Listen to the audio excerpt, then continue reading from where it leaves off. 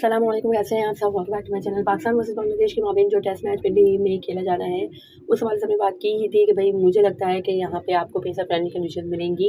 And वैसे खैर पिंडी की पिच टिपिकल अगर देखी जाए तो काफ़ी ज़्यादा फ्लैट होती है, बट जिस तरीके से पिंडी की पिच हमने देखी थी, खैर स्पिन को सपोर्ट कर रही थी आपके पीएसएल में, तो मुझे अभी यही है कि उम्मीद थी कि यहाँ पे भी अच्छी रिजल्ट ओरिएंटेड पिच बनाई जाएगी। बिकॉज़ मैनेजमेंट बदल चुकी है और पिंडी के क्यूरेटर्स भी, जहाँ तक मैंने सुना, तो बदल गए हैं पिच क्रिएटर्स। तो अब खबरें यही हैं कि भई ग्रीन पिच होगी and pacers friendly definitely conditions होंगी, बिकॉज़ स्पिन फ्रेंडली आप नहीं बना सकते हो, क्योंकि स्पिन पाकिस्तान की कमज़ोरी और बांग्लादेश की ताकत है। एंड पेसर्स की अगर बात करें तो पाकिस्तान की पेस बॉलिंग पाकिस्तान की ताकत है, और बांग्लादेश में आई डोंट थिंक इतना ज़्यादा कोई पेस मीन्स अगर डेफिनेटली पेसर फ्रेंडली कंडीशन होगी तो शायद कोई डोमिनेट करे।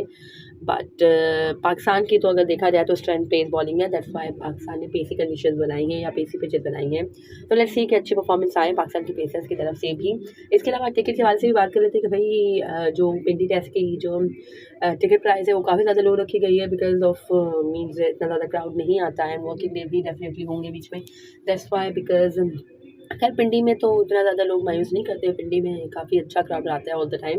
कराची में थोड़ा-सा कम आता है, बट पिंडी, लाहौर ये सब है कि भर जाते हैं। और जहाँ तक टेस्ट की बात है तो आई थिंक टेस्ट में भी भरेंगे नहीं, तो मतलब है कि सही रहेंगे, इतना बिल्कुल ही ज़्यादा कोई नहीं होगा, बट स्टिल है कि 50 रुपये से टिकट प्राइस स्टार्ट हैं, जो कि एक अच्छी बात है। और फिर है कि आगे जाके मतलब अगर लग्जरी टिकट आपको लेनी है तो उसके ज़्यादा प्राइसेस हैं।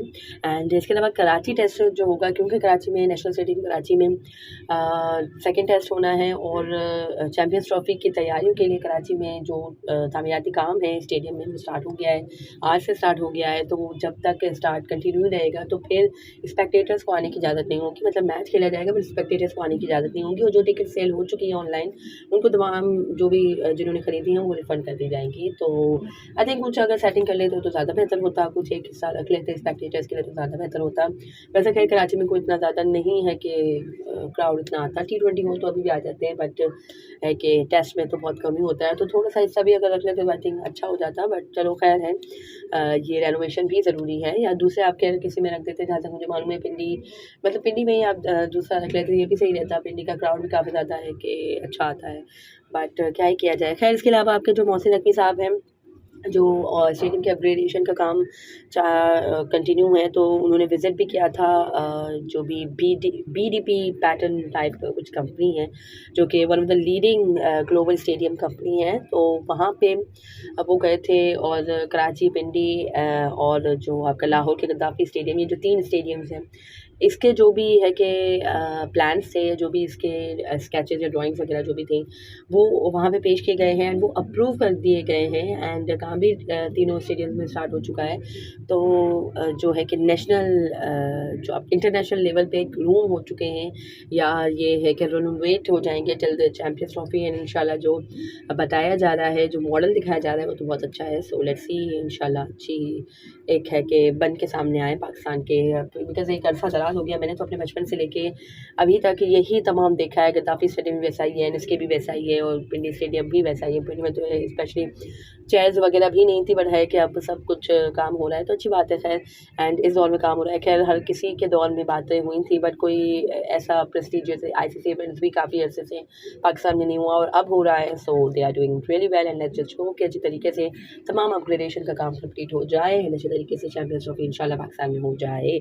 एंड और इसके लिए खैर आपके जो चेयरमैन साहब हैं, मोहसिन नकवी साहब, उनको भी क्रेडिट देना पड़ेगा, बिकॉज़ जब कुछ गलत होता है, जब हम उनको ब्लेम करते हैं, तो कुछ अच्छा हो रहा है तो उसमें एप्रिसिएशन भी देनी चाहिए। इसके अलावा खैर जो आपके इमाद वसीम साहब हैं, भाई पाकिस्तान की टीम में तो वो चल ही नहीं रहे थे, और अब लीग में जा रहे हैं तो वहाँ पे भी नहीं चल रहे। अभी भी काफ़ी ज़्यादा हज़ीमत से ऐसे 2-4 हुए हैं मोहतरम, कि बॉलिंग में तो खैर कुछ 5 बॉलिंग पे 15 रन खा लिए मोहतरम ने, इसके बाद उनको बॉलिंग ही नहीं दी गई।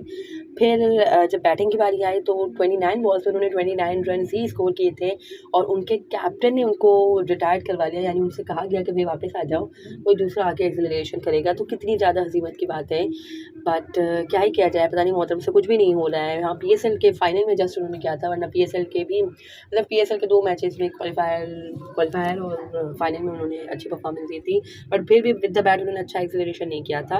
And I think Haider Ali was there with him, जिन्होंने अच्छा एक्सलरेशन किया था and then he was just rotating the strike.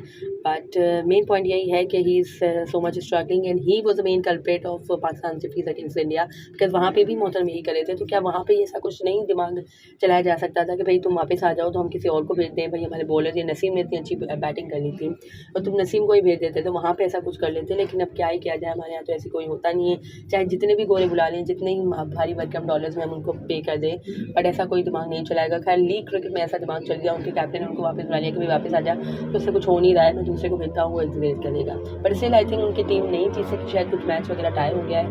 If I am not wrong, खैर मैं कंप्लीटली फॉलो नहीं कर रही हूँ उस लीग को, बट जहाँ तक मेरी मालूमात है ऐसा ही कुछ हुआ है. बट हसीमत तो है, हुई है, बहुत बुरी तरीके से एम्बैरेसिंग सिचुएशन का सामना करना पड़ा होगा इमाद वसीम को. एंड वही बात है कि जो बंदा लीग नहीं चल सक रहा उसको हम मसीहा समझ के लेके आए थे T20 वर्ल्ड कप के लिए. And he was a main culprit, definitely he was a main culprit of Pakistan defeat against India. So that is it from this video. अगर वीडियो पसंद आई हो तो लाइक कर लीजिएगा, शेयर कीजिए to friends and family, and subscribe to my channel for more such content. अल्लाह हाफिज़, टेक केयर.